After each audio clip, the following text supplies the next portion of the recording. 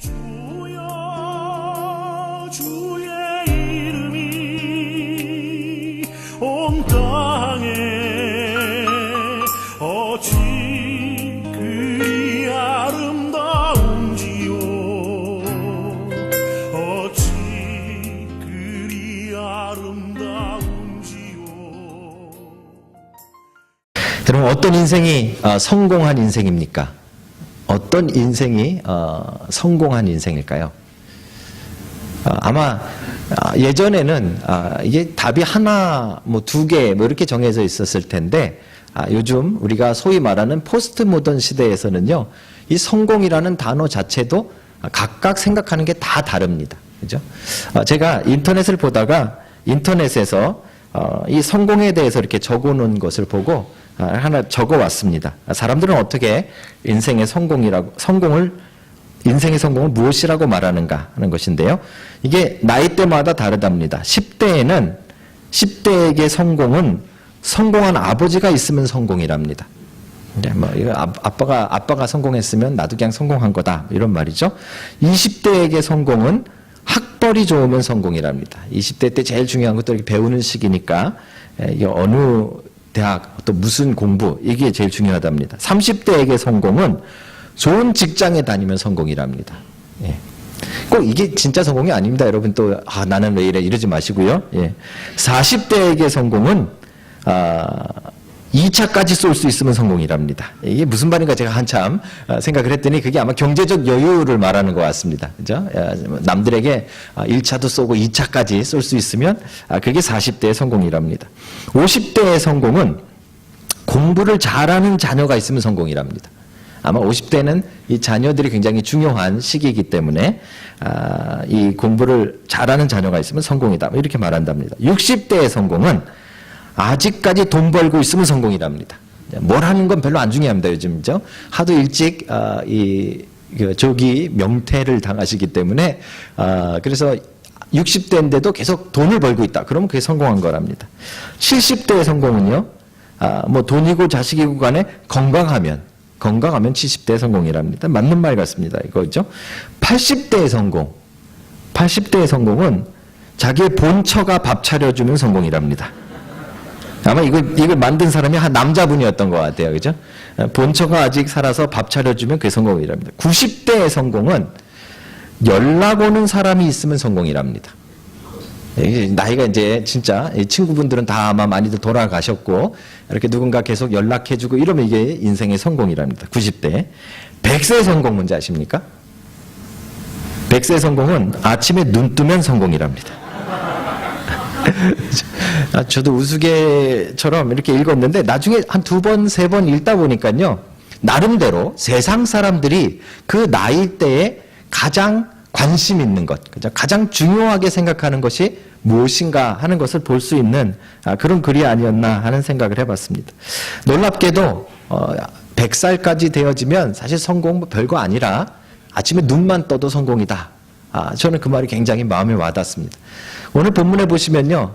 오늘 드디어 아브라함이 100살이 됐습니다. 100살이 됐는데 아브라함은 눈 뜨는 정도가 아닙니다.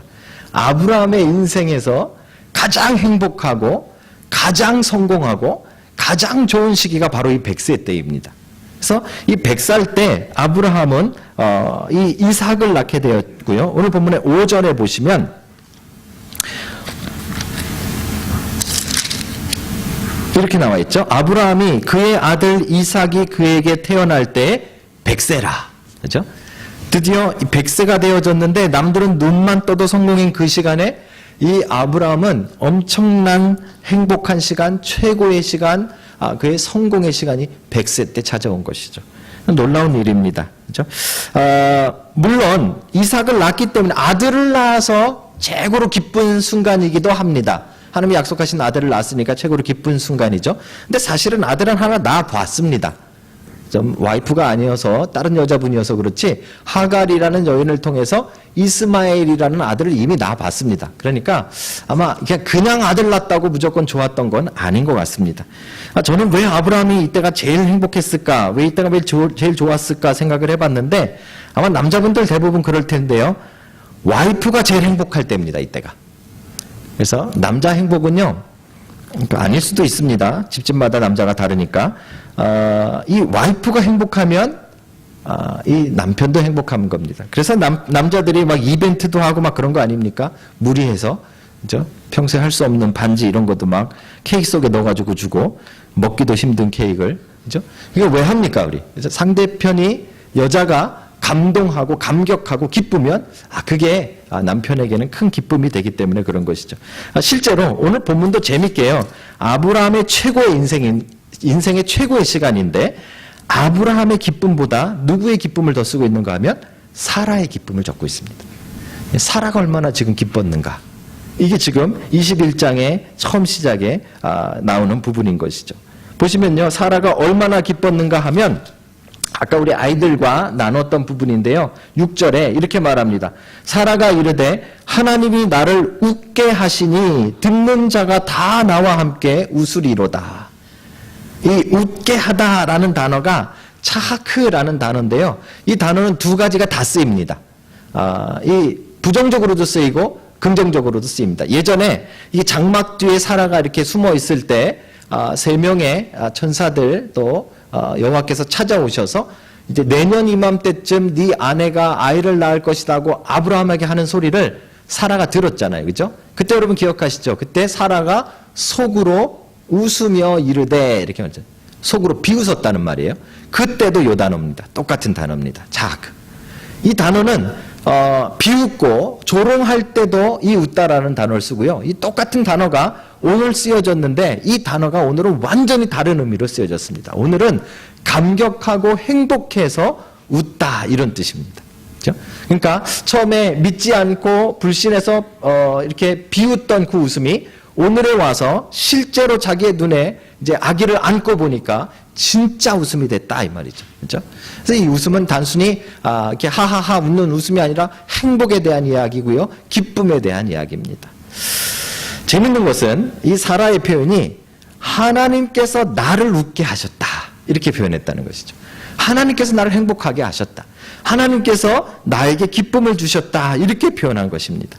그렇다면 결국 이 기쁨, 이 자크라는 이 기쁨은 우리가 만들어내는 기쁨하고 조금 다른 오늘 본문에 하나님이 주시는 기쁨, 그렇죠? 하나님이 우리를 감격하게 하시고 행복하게 하시는 것. 그게 하나님의 뜻이고 또 하나님의 기쁨이시기도 하다는 것이죠. 여러분들은 어떠십니까? 여러분 삶에 이 기쁨이 있으십니까? 하나님이 주시는 기쁨으로 여러분 기뻐하고 계십니까? 어떻게 하면 하나님이 주시는 기쁨을 우리는 알 수 있는 거고 또 어떻게 하면 우리가 하나님이 주시는 행복을 경험할 수 있는 것인가? 우리는 그걸 한번 오늘 말씀을 통해서 찾아보려고 하는 것입니다. 자, 첫 번째로요. 1절에 보시면 이렇게 시작합니다. 여호와께서 말씀하신 대로 사라를 돌보셨고 이 말씀에서부터 시작했습니다. 하나님이 이제 사라를 웃게 하셨는데 기쁘게 하셨는데 그 배경에는 하나님께서 사라를 돌보셨다라는 것을 통해서 그가 웃게 됐다 이렇게 표현하고 있는 것이죠. 우리는 보통 웃다 또는 행복하다 또는 기쁘다라는 말을 할 때 대부분 어떨 때 기쁜가 하면 돈을 많이 벌 때 기쁩니다. 그죠? 돈을 많이 벌 때 기쁘시잖아요. 돈 많이 벌리는데 슬프신 분 계세요? 돈이 막 들어오면 왜 이러지 이거 막 이러신 분 계세요? 없잖아요. 그죠? 돈 지나가다가 뭐죠? 1불짜리 하나만 주셔도 우리는 기쁘죠. 참 희한합니다. 그죠? 돈을 많이 벌면 기뻐합니다. 또 우리는 또 뭐 좋은 직장 들어가거나 쉽게 얘기해서 뭐 성공하게 되면 우리는 기뻐합니다. 그죠?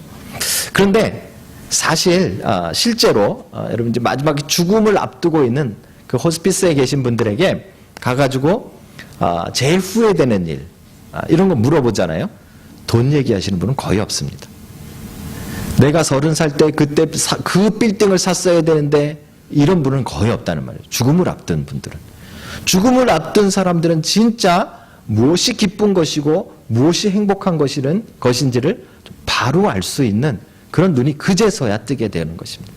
여러분 당장 우리의 눈앞에는 어쩌면 돈이나 성공이 우리에게 행복을 주는 것 같지만 오늘 본문을 보시면 이 돈이나 성공이 아닌 하나님이 주시는 기쁨에 대해서 이야기하고 있습니다. 사라는 오늘 그 기쁨을 경험하게 되는 것이죠. 여러분도 사라처럼 하나님이 주시는 기쁨으로 가득한 인생 되시길 주님의 이름으로 축복합니다. 자, 어떻게 주셨는가 한번 보십시다. 아까 말씀드렸듯이 사라를 돌보셨다라는 말에서부터 시작됐는데 창세기는 이 스토리가 계속 이 두 가지의 이야기로 나왔습니다. 하나는 하나님께서 약속을 주시고 그것을 이루어 가시는 이야기. 그 다음에 또 하나는 사단이 하나님의 약속대로 이루어지는 일을 계속 방해하는 이야기. 그죠? 이 두 가지가 이 창세기를 이끌어가는 스토리 전개 방식입니다. 계속해서 그렇게 나온 것이죠. 예를 들면 하나님이 아브라함과 사라에게 자식을 주겠다고 약속을 했죠. 그죠? 하나님은 이제 그 자식을 주겠다는 약속을 지금 이제 이루신 겁니다. 그런데 이 이루어지기까지 그 과정은 어땠는가 하면 그 과정에는 수많은 방해들이 있었다는 것이죠. 예를 들면 우리 지난번에 그 하갈을 통해서 이스마엘이라는 아이를 낳게 되어지는 것, 이것도 사단의 방해입니다. 약속의 자녀가 나오지 않고 다른 인간적인 방법으로 그 하나님의 뜻을 이루려고 하는 것, 이게 사단이 하고 있는 일이라는 것이죠. 근데 이거는 어떻게 보면 인간의 연약함을 가지고 만들어서 기다리지 못하는 연약함, 또 아브라함의 연약함, 또 사라의 연약함을 가지고 이것이 일어난 것이에요. 그런데 이거보다 더 직접적으로 사라가 이삭을 낳지 못하게 방해했던 사건이 있습니다. 그것은 초반부에 있었던 애굽으로 내려갔던 사건입니다. 아브라함이 기근이 있자 이제 가족들을 데리고 애굽으로 살려고 내려갔는데 내려갈 때 그가 걱정합니다. 자기의 아내가 너무 예뻐서, 기억나시죠? 자기 아내가 너무 예뻐서, 우리 정호철 집사님만 기억하시네요. 자기 아내가 예쁜 사람이 별로 없나 봐요. 자기 아내가 너무 예뻐가지고 걱정을 하면서 그 애굽에 내려갈 때 자기 아내를 누이라고 이야기합니다. 왜냐하면 사람들이 자기를 죽이고 이 여인을 뺏어갈까봐 걱정했다. 이렇게 성경은 이야기하죠. 그죠? 누이 동생이다 하고 말했더니 애굽의 바로 왕이 그 사라를 자신의 아내 삼으려고 했던 것을 여러분 기억할 것입니다. 이거는 단순히 아브라함의 연약한 모습을 그냥 보여주는 것이 아니라 이것은 하나님의 약속이 이루어지는 큰 방해를 지금 보여주고 있는 겁니다. 그죠? 만약에 이 바로의 아내가 되어져 버렸으면 뭐 사라의 인생은 더 좋았을지 모르겠지만 하나님이 약속하신 이삭은 나오지가 않는 것이죠. 그렇죠? 그런 면에서 볼 때 그것은 굉장한 방해였다 이렇게 볼 수 있는 것입니다. 그런데 놀라운 사실은요. 오늘 우리가 21장 보고 있지 않습니까? 우리가 지난주에 이 봤던 말씀에서 좀 건너뛰어서 20장을 뛰어넘고 21장으로 왔는데 그런 이유가 있습니다. 20장에 그 애굽 사건과 거의 비슷한 사건이 또 나옵니다. 이 그랄이라는 곳으로 갔는데 여긴 블레셋 사람들이 살고 있는 곳입니다. 애굽까지는 아니지만 가는 도중에 있는 지역인데 이 그랄로 아브라함이 이사를 가게 되어집니다. 아마 또 기근이나 어려움을 만나서 그런 것 같아요. 그렇죠? 가는데 아브라함이 또 걱정을 합니다. 저는 이 부분이 너무 신기합니다. 좀 한번 여러분 한번 생각해 보십시다. 이 인간적으로 생각해 보십시다. 어떤 분이 인터넷에 이렇게 올렸어요. 바로와 아까 애굽에 내려갔을 때 그 왕과 그다음에 이 지금 블레셋 땅 그랄의 왕은 아비멜렉이라고 불렀는데 이 그냥 왕의 호칭입니다. 바로와 아비멜렉은 어쩌다가 쭈그렁 할머니에게 반한 걸까요? 누가 이렇게 인터넷에 질문을 올려놨어요. 이 정말 인간적으로 의미 있는 질문입니다. 여러분 애굽으로 내려갔을 때를 65세에서 70세 정도로 추정합니다. 근데 65세에서 70세 되어지는 자기 아내가 너무 이뻐가지고 걱정이 돼서 자기를 죽이고 뺏어갈까봐 누이 동생이라고 속였다 아브라함. 이 과대망상이 아닐까 이렇게 생각하셨던 분 계실 거예요. 그죠? 오늘 사라의 나이가 몇 살일까요? 20장의 사라의 나이. 아브라함과 한 10살 차이가 나거든요. 90입니다. 90. 90세의 와이프를 데리고 그랄 지역으로 가는데 걱정하는 거예요. 이 90세의 이 아내를 너무 예뻐가지고 빼앗아가고 자기를 죽일지 모르니까 누이 동생이라고 하겠다. 이게 좀 제정신인 사람입니까? 예상해 볼 수 있는 것은 진짜 예뻤다. 사라의 미모는 90이라도 변함없는, 우리도 다 이런 축복받고 싶다 막 이런 생각이 들 정도로 그런 미모를 가졌을 것이다. 아니면 아브라함이 이 과대망상증이었을 것이다. 아니면 그 당시에 정말 여자들이 택도 없이 부족한 그런 어떤 문화적인 그런 배경이 어느 정도 있었던 것 같습니다. 물론 지금의 90살과는 조금 더 젊은, 그때까지는 뭐 더 이 연령이 조금 더 오래까지 사셨던 것으로 봐서 조금 더 젊은 모습이었던 것은 사실이지만, 성경의 증언대로 한다면 이미 경수가 끊어지고, 그죠? 아이를 낳을 수 없는 정도의 나이가 되어진 것으로 보아서 분명히 할머니는 할머니입니다. 그런데도 놀라운 일이 일어났다는 것이죠. 아비멜렉이 그 여인을, 사라를 자기 아내로 삼으려고 하고, 아브라함은 또 누이 동생이라고 속이는 일까지 벌어지게 되어진 것이죠. 저는 이 참 놀라운 성경의 기적 가운데 가장 놀라운 기적 중에 하나가 사라가 90살의 미모를 인정받은 사건이라고 생각합니다. 이 미모를 인정받았으니까 아마 사라한테는 그때가 최고의 시간이었을지는 모르겠어요. 하지만 아브라함에게는 최악의 시간입니다. 예전에도 한 20년 전에도 그렇게 찌질하게 아내를 빼앗길 뻔했는데 하나도 바뀌지 않고 똑같은 스토리로 왕만 바뀌어져 있습니다. 거의. 그죠? 그런데 똑같은 사건이 지금 20장에 또 기록되어져 있다는 것이죠. 제가 하도 어이가 없어가지고 20장을 뺐습니다. 그런데 20장을 우리가 이야기를 꼭 해야 되는 이유가 있습니다. 그것은 20장의 사건은 사실 이 사라의 미모가 90인데도 너무 끝내줬다, 이걸 말해주려고 기록된 사건은 아닙니다. 또 한 가지, 아브라함은 아직까지도 찌질한 인간이다, 이거 보여주려고 기록된 기록도 아닙니다. 여기는 정말 중요한 이유가 하나 있는데, 20장에 아비멜렉이 사라를 아내로 빼앗아 가려고 했던 그 사건을 왜 기록했는가 하면, 지금 사단이 마지막 이삭이 태어나기 전에 최악의 발악을 하고 있는 장면을 그려주고 있는 것이죠. 하나님의 약속이 이루어지지 않고 이삭이 나오지 못할 최고의 방해가 20장에 기록되어져 있는 것입니다. 그런데 이 방해를 어떻게 극복했는가 하면, 남편인 아브라함은 아내를 보호하는 그 책임을 다하지 못하고 비겁하게 아내가 아니라 누이 동생이라고 속이는 그런 일로 기록되어져 있지만, 거기서 누가 나타나서 누가 사라를 보호합니까? 하나님께서 직접 개입하셔서 아비멜렉의 꿈에 나타나시고 그 사라를 보호하시는 이야기가 기록되어 있는 것이죠. 그래서 사실은 20장의 핵심은 사라의 미모도 아니고 아브라함의 찌질함도 아니고, 우리의 연약함 속에서도 하나님은 그 약속하신 약속을 이루시기 위해서 끝까지 하나님의 백성을 보호하시고 돌보신다라는 것이 20장의 핵심인 것입니다. 그 말씀과 이어지는 말씀이 21장 1절인 겁니다. 그것을 알고 우리가 읽으면 이제 21장 1절의 말씀이 드디어 이해가 되는 것이죠. 여호와께서 말씀하신 대로 사라를 돌보셨기 때문에, 그렇죠? 사라를 보호하셨기 때문에 오늘날의 이 행복과 오늘날의 이 기쁨과, 오늘 사라가 이야기하기를 하나님이 나를 웃게 하셨다, 모든 사람이 나와 함께 웃자라고 말할 정도로 그 인생의 최고의 행복을 누리는 이 행복, 이 기쁨은 어디서부터 왔는가 하면, 하나님이 이 기쁨을 주시기 위해서 지금까지 계속하여 그를 보호하셨기 때문이랍니다. 보존하셨다는 것이죠.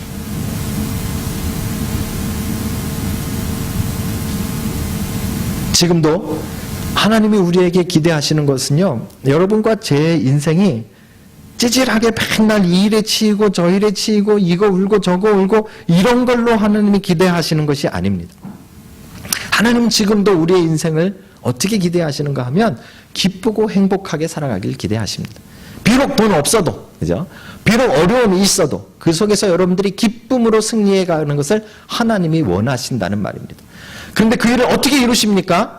하나님께서 여러분들이 기뻐하게 하시기 위해서, 여러분들이 웃게 하시기 위해서 하나님은 여러분을 보호하시는 일을 하십니다. 보존하시는 것이죠. 그래서 우리 인생에 우리가 살아가다가 하나님이 나를 보호하셨구나, 하나님이 나를 보존하셨구나를 깨닫게 되는 순간에 우리는 기쁨을 회복하는 것입니다. 우리는 그때 행복을 회복하게 되어지는 것이죠.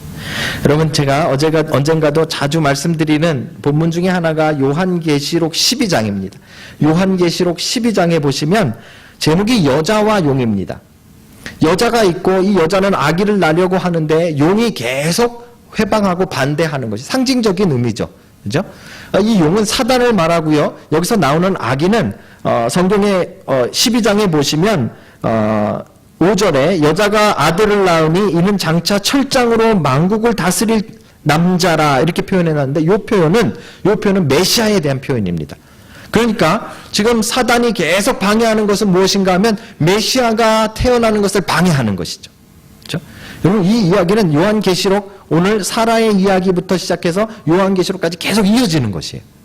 하나님이 약속하신 아이가 태어나는 것과 그것을 반대하는 사단의 이야기인 것이죠. 그렇죠? 그래서 우리는이 아니라 이 앵글리칸이나 또는 천주교에서는요, 이 12장을 볼 때 이 여자를 누구로 봅니까? 마리아로 보는 거예요.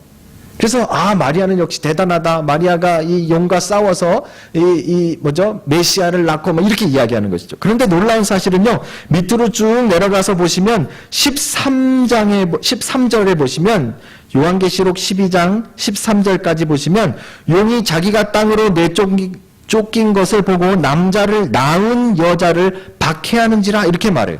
이게 무슨 말인가 하면 이야기가 메시아를 낳고 그냥 끝나는 것이 아니라 메시아를 낳은 그 여자를 계속해서 공격하는 이야기가 13절부터 이어집니다. 그래서 이걸 볼 때 여기서 말하는 여자는 마리아를 이야기하는 것이 아닌 거예요. 뭐에 대한 이야기죠? 교회에 대한 이야기. 교회. 뒤에 보시면 이 여자를 이제 어떻게 이 박해 속에서 건져내시는가 하면 14절에 그 여자가 큰 독수리의 두 날개를 받아 광야 자기 곳으로 날아가 거기서 그 뱀의 낯을 피하여 한 떼와 두 떼를 반 떼를 양육받음에, 그렇죠? 독수리의 날개 같은 보호하심을 받는 거예요. 성경에 계속 등장하는 표현 중에 하나예요. 보호하심, 돌보심이라는 표현을 할 때 독수리의 날개라는 표현을 쓰는 거죠. 교회에 대한 이야기입니다, 여러분. 다시 말씀드리면 지금도 하나님께서 우리 가운데 행하시는 일 중에 가장 중요하신 일은 무엇인가 하면 교회인 여러분과 저를 돌보시는 일이. 교회는 무슨 그리스도의 편지교회 무슨 교회 이 조직을 말하는 것이 아니라 교회를 이루고 있는 여러분 한 사람 한 사람을 말하는 거죠. 그래서 여러분을 하나님은 계속해서 보호하시고 보존하시는 일을 하는 것이죠. 그리고 하나님이 나를 보호하시고 하나님이 나를 보존하신다는 사실을 우리가 신앙 가운데 발견할 때마다 우리는 기쁨을 되찾는 거예요. 기쁨을. 오늘 사라가 그것을 하고 있는 것이죠. 그래서 사라의 기쁨, 오늘 모든 사람이 나와 함께 기뻐하자 하면서 여호와께서 나를 웃게 하셨다, 기쁘게 하셨다라는 이 표현은 1절에 나온 대로 여호와께서 말씀하신 대로 사라를 돌보셨고 보존하셨고 보호하셨고 그랬기 때문에 지금 사라는 기쁨을 되찾았다라고 이야기하는 것입니다. 사랑하는 성도 여러분, 우리 인생은 돈이 우리를 기쁘게 하는 것이 아니라요, 인생의 성공이 우리를 기쁘게 하는 것이 아닙니다. 잠시 우리가 웃을 수는 있습니다, 그것으로. 하지만 성경이 말하고 있는 진짜 기쁨, 진짜 행복, 진짜 평안함, 이것은 하나님께서 우리에게 주시는데 어떻게 주시는가 하면 천지를 동원하여 우리를 보존하실 때, 여러분을 보호하실 때, 여러분을 돌보실 때, 그때 우리 안에 기쁨과 행복과 감사가 회복되어지는 것입니다.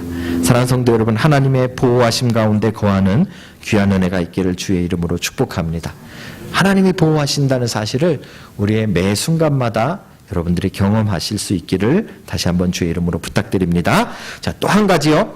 어떻게 하나님이 사라를 웃게 하셨는가 하는 것도 그 다음 1절 후반부에 똑같은 패턴으로 똑같은 문장이 등장합니다.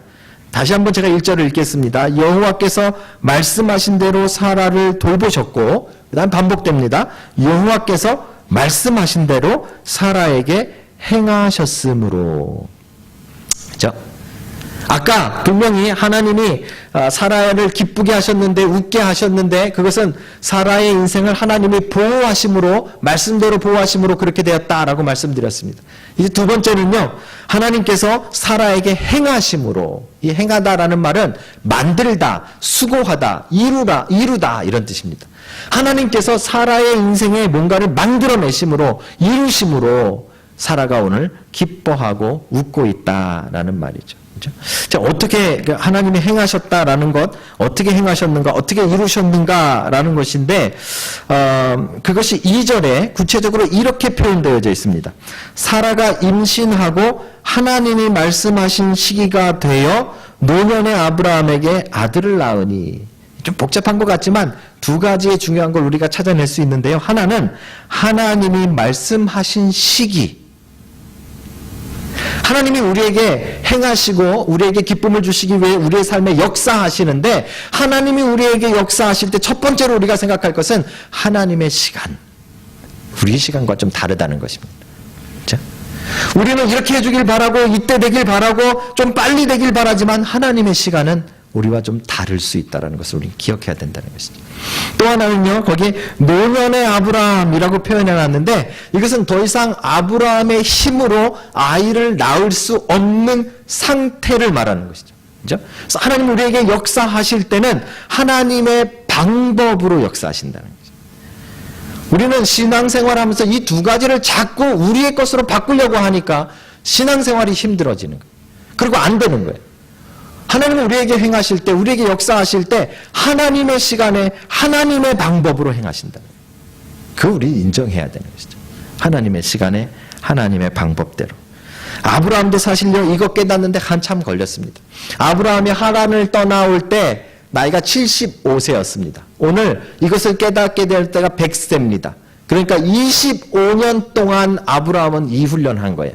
하나님의 시간, 하나님의 방법, 이거 훈련한 거예요. 그죠?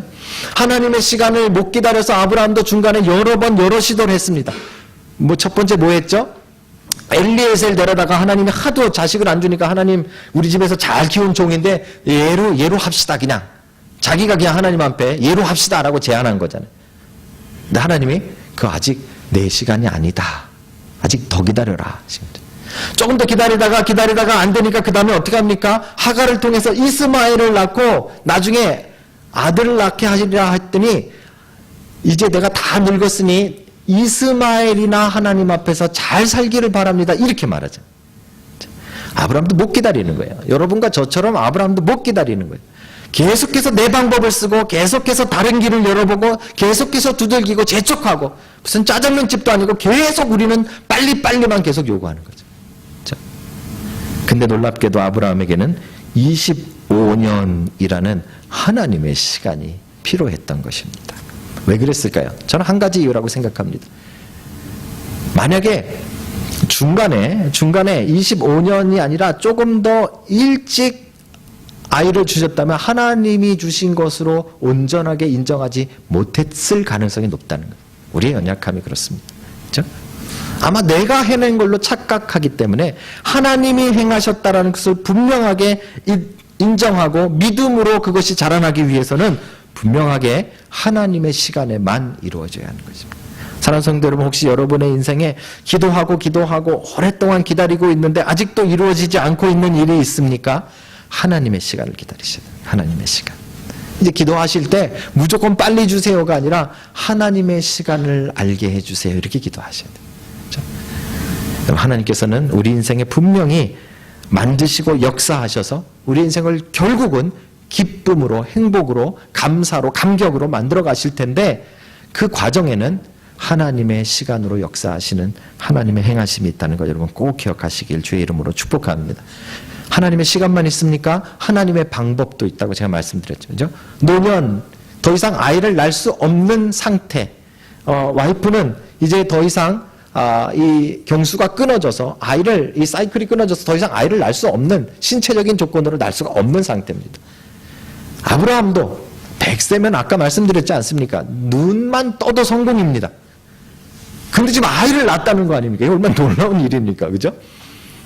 이 정말 말도 안 되는 일인데, 이거를 지금 이 자신의 힘으로 아이를 가질 수 없는 이 상태까지 기다렸다가 날 수 없는 상태에서 하나님의 방법으로 주신다는 것이죠. 우리가 볼 때는 좀 아이러니해 보일지 모르겠지만 이것이 하나님이 우리에게 역사하시는 방법이라는 것입니다. 이것도 똑같은 이유입니다. 만약에 우리가 이 아이를 이 아브라함이 한 20년 전쯤 낳았다, 이삭을. 그랬다면 아마 하나님이 주셨다고 안 믿었을지 몰라요. 자기가 삼삼 먹어서 낳았다고 생각했을지 몰라요. 착각하는 거죠. 그렇죠? 근데 더 이상 자기의 몸으로 날 수 없는 상태가 되니까 그제서야 이제는 100% 하나님이 주셨다고 인정하는 거예요. 놀라운 사실은요, 그때 진짜 기쁨이 오는 것입니다. 자, 우리의 힘으로 된 것이 아니라 온전히 하나님께서 그 일을 행하셨다는 것을 깨달을 때 우리 인생은 진짜 기쁨을 알게 되는, 진짜 행복을 알게 되는 것이죠. 오늘 사실 아브라함과 사라는 100살, 90살 더 이상 자신들의 힘으로 날 수가 없는 상태가 됐습니다. 기다린 것도 25년이나 됐습니다. 그런데 하나님께서 이제 그 이삭이라는 웃음이라는 자녀를 주심으로 여지까지 경험해보지 못한 인생의 최고의 시간을 100살 때 경험하게 되는 것이죠. 하나님께서 돌보시고 하나님께서 행하셨으므로 그죠? 사라가 오늘 웃게 되었다라는 것입니다. 여러분의 인생에도 이 하나님의 행하심이 있기를 주님의 이름으로 축복합니다. 자, 이 예를 들어야 되는지 말아야 되는지 이것만 뭐 간단하게 좀 이야기하고 마치려고 하는데요. 저의 흑역사입니다. 저의 흑역사라는 표현 여러분 아십니까? 젊은이들은 다 아실 텐데, 이게 뭐 자랑스럽지 않은 이야기죠, 그죠? 지금 뉴질랜드 제 자녀들이 이제 막 대학 들어가고 대학 들어갈 때가 되니까 참 뉴질랜드는 대학 가는 게 너무 쉬운 것 같아요, 그죠? 우리 뉴질랜드 아이들한테 제가 욕먹을 소리인지 모르겠지만. 가만 보면 숙제만 하면 대학 가는 것 같아요. 숙제만 하면. 대학 안 가는 거, 못 가는 거는 숙제 안 해서 못 가는 거예요. 이런 세상이 어디 있습니까? 그죠? 근데 우리 여기 계신 어른들이나 저 때까지도, 뭐, 초등학교 때, 저희 때는 한 반에 한 70명, 75명, 80명이었으니까요. 그 아이들이 나중에 다 대학 간다고 경쟁한다고 생각해 보십시오. 얼마나 날렸겠습니까? 저희 때도 경쟁이 참 심했습니다. 제가 89학번인데요. 89학번인데 그때도 이 대학 들어가기가 참 힘들었습니다. 그러다 보니까 대학에서는 학생들은 많지, 학생들이 다 돈으로 보일 거 아닙니까? 입학금으로. 그러니까 이제 좋은 머리를 하나 짜냈습니다. 그게 뭔가 하면 지방대라는 거예요. 지방대. 지방 캠퍼스. 저희 때만 해도 잘못된 겁니다. 지금은 뭐 하고 싶은가에 따라서 학교를 가는데 그때는 뭐 하고 싶은가 보다 어느 대학이 좋아서 그 과를 가게 되는 거죠. 학교를 먼저 정하는 거죠. 그 한국 사회가 이 무슨 대학 이걸로 이 서열을 매겼기 때문에 아마 그러지 않나 그렇게 생각합니다. 저희 때도 뭐 서울대, 연대, 고대 뭐 다 이렇게 순서가 쭉 있었고요. 제가 나온 중앙대학, 저는 중앙대학에서도 안성 캠퍼스입니다. 이 중앙대학에서도 머리를 쓴 거죠. 이 서울 가지고는 아이들은 많고 올 사람들은 많으니까 지방에다 캠퍼스를 내도 그 이름값으로 사람들이 신청을 하는 거죠. 근데 제가 그렇게 공부를 잘 하는 아이가 아니었습니다. 예.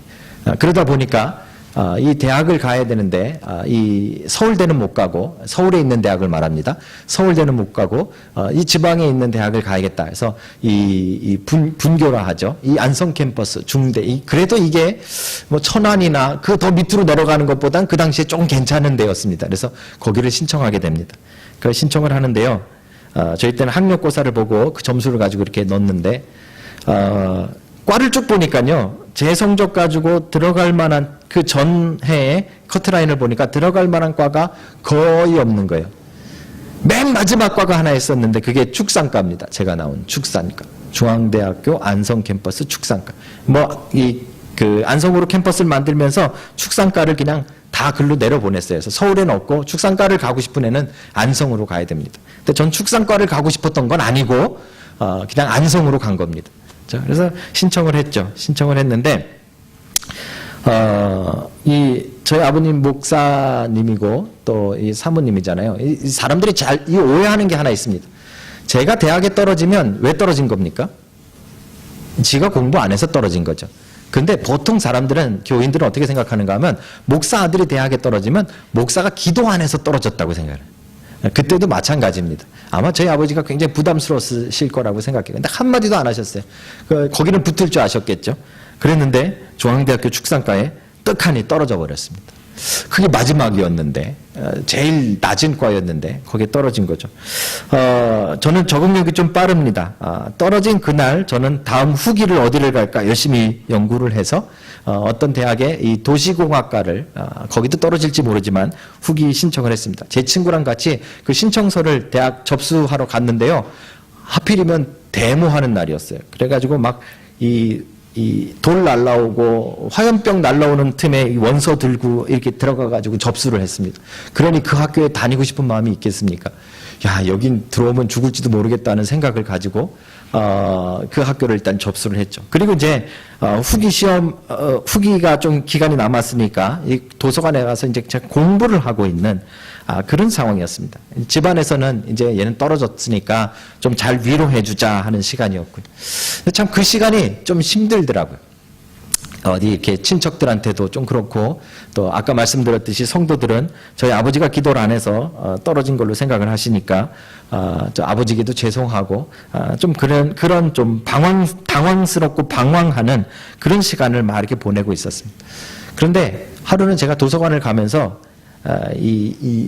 저희 부모님께 이 폴라, 그 당시에 이 목폴라가 좀 유행했는데 폴라를 사달라고 이렇게 투정을 부렸어요.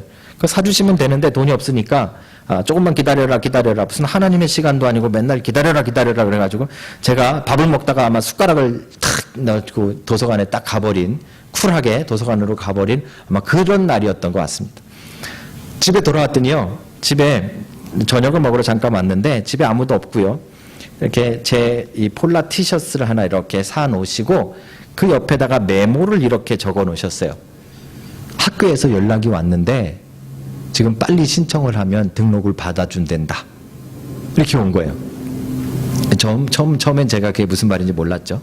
나중에 들어보니까요, 그 낮에 이 우체부 아저씨가 왔는데, 그러니까 이제 이게 뭐라 그러냐면 이 과가 이 현차는 과니까 일단 신청을 해놓고 대학에 된 다음에 재수하거나 다른 데로 가는 친구들이 있었던 것 같아요. 그러다 보니까 이렇게 뭐 40명 뽑으면 이렇게 등록을 38명, 35명 하면 나머지 이렇게 올려주는 거죠. 그죠? 사실은 그 밑에 대기자 명단이라 그래서 4명이 있답니다. 사실은 거기도 없었어요. 그랬는데, 하여튼 그 4명 이상 등록을 안 한 거죠. 그래가지고, 저한테까지 순서가 온 거예요. 그래서 그 우체부 아저씨가 왔는데요. 우체부 아저씨가 보통 이렇게 저희가 연립주택이었으니까 우체통에다 이렇게 넣고 갈 텐데 갑자기 그 앞에 서가지고 강성준이가 누굽니까? 그러고 막 부르더래. 강성준이 우리 어머니가 난리가 났나 보다 했더니 동네 아줌마들도 다 나오고 막 왜요? 그러고 무슨 일이 나니까 대학에 됐답니다. 그래가지고 뭐 대단한 대학, 서울대학이었으면 제가 참 뭐 좀 그랬을 텐데 그것도 아니고 그 지방 캠퍼스에 그것도 처음에 안 붙어가지고 보건이라 그러나요? 그 대기자 명단도 안 되고 나중에 제 친구들한테 물어봤더니 저는 떨어져서 안 가봤는데 붙은 애들이 갔더니 대기자가 4명 있었대요. 근데 그중에 제 이름이 없었대요. 넌 어떻게 들어온 거니? 막 이러고 저한테 물어보더라고요. 제가 중앙대학교 문 닫고 들어간 겁니다. 마지막에. 그런데 그거를요, 그 우체부 아저씨가 와가지고요, 그러더니 주면서 너무 기뻐가지고 자기가 여기다 그냥 안 넣고 꼭 얼굴 보고 주고 가고 싶었대요. 그러면서 저희 어머니한테 동네 아줌마들도 막 그 자리에서 박수 쳐주고 막 좋다고.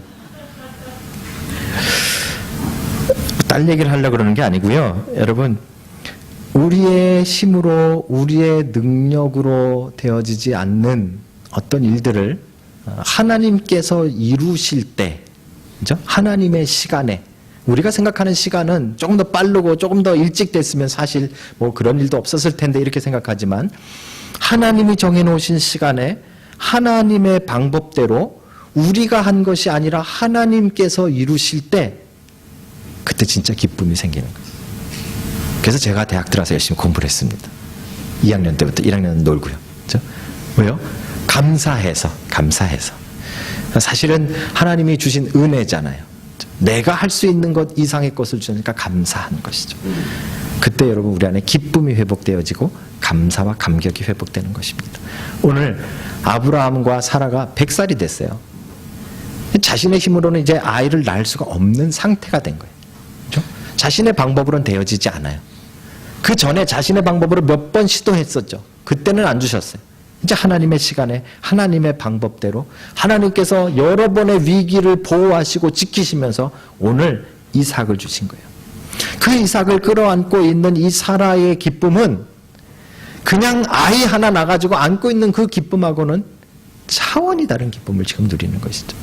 얼마나 기뻤으면 하나님이 나를 웃게 하신다. 모든 사람들이 다 나와 함께 와서 웃자, 기뻐하자, 감격하자 이렇게 말하는 것일까요? 사라의 이 기쁨, 여러분, 이게 사실은 여러분과 제가 되찾아야 될 기쁨입니다. 우리는 이삭 대신에 예수 그리스도를 품고 있는 것입니다. 그렇죠? 우리의 능력으로 된 것 같지만 아니에요. 죄송합니다. 여러분들이 여기 선택해서 온 것 같지만 아니에요. 여러분들이 작정해서 믿는 것 같지만 아니에요. 여러분들이 몇 월 며칠부터 내가 예수님 믿어야겠다? 아니에요. 아무리 이를 악물고 작정을 해봤자 여러분 안 되는 거예요. 생각해 보십시오. 교회 한번 나오려면 얼마나 많은 일들이 일어납니까? 얼마나 많은 방해들이 일어납니까? 그렇죠? 우리가 오늘 이 자리에 앉아서 마치 이삭을 앉은 사라처럼 예수 그리스도를 우리의 마음에 품고 있는 것은 이건 기적이에요. 그렇죠? 그러니까 기뻐하셔야 되는 거예요. 감격하셔야 되는 거예요. 우리의 힘이 아닌 것으로 이렇게 큰 것을 얻었을 때 우리는 행복하셔야 되는 거예요. 여러분, 오늘 사라의 행복이 여러분들의 행복이 되시길 주의 이름으로 축복합니다. 기도하시겠습니다.